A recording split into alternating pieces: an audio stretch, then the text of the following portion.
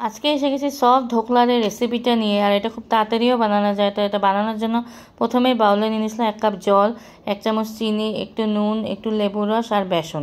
বেসনটা অল্প অল্প করে দিয়ে আমাদের জল দিয়ে গুলে নিতে হবে। ঠিক এরকম একটা ব্যাটার তৈরি করে নিতে হবে, খুব যেন ঘনও না হয় আবার পাতলাও না হয়।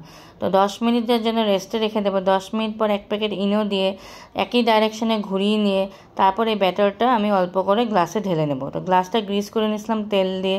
তারপর ব্যাটারটা ঢেলে নিয়ে এইভাবে ট্যাপ করে আমি এটা 15 মিনিটসের জন্য হাই ফ্লেমে এটা স্টিম করতে দিয়ে দিয়েছিলাম।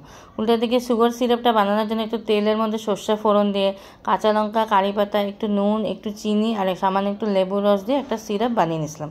তো গ্লাসটা এখন আমি ডিমোল করে নিয়েছিলাম। খুব সুন্দরভাবে আমাদের ধোকলাগুলো হয়েছে আজকে। খুব সুন্দরভাবে বানানোর পর আমি এখন এটা পিস করে কেটে নিয়ে এই সুগার সিরাপটা উপরে দিয়ে দিয়েছি। ফাইনালি দিয়ে দেবো কিছুটা নারকেল কোড়া। রেসিপিটা ভালো লেগে থাকলে অবশ্যই লাইক করে দেবেন।